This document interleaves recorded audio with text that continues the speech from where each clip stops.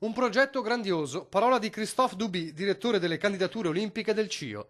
Se l'Italia di Cortina e Milano aveva bisogno di un altro endorsement di peso dopo le frasi di Juan Antonio Samaranch Jr., vicepresidente del Comitato Olimpico Internazionale che aveva definito il progetto Veneto-Lombardo robusto, ecco sul piatto un altro giudizio di peso. Parole che arrivano alla vigilia della ufficializzazione delle candidature per la corsa finale alle Olimpiadi invernali 2026, prevista domani a Buenos Aires. Sono ore fatidiche perché siamo nella selezione per entrare nella short list.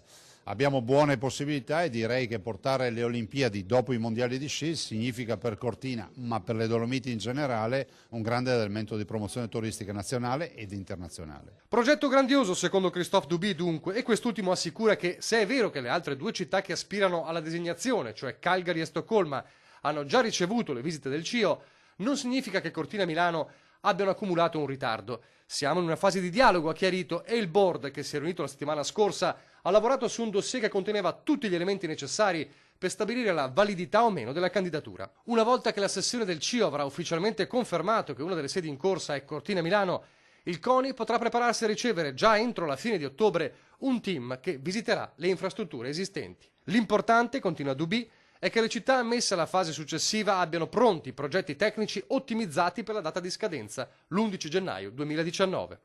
E poi il fattore chiave, quello finanziario. Il direttore delle candidature olimpiche conferma il CIO fornirà per la organizzazione la somma di 925 milioni di dollari, parte in cash e parte in servizi, fra cui la produzione del segnale televisivo. Da parte sua il comitato organizzatore dovrà pagare tutto quello che è relativo alle cerimonie e alle gare.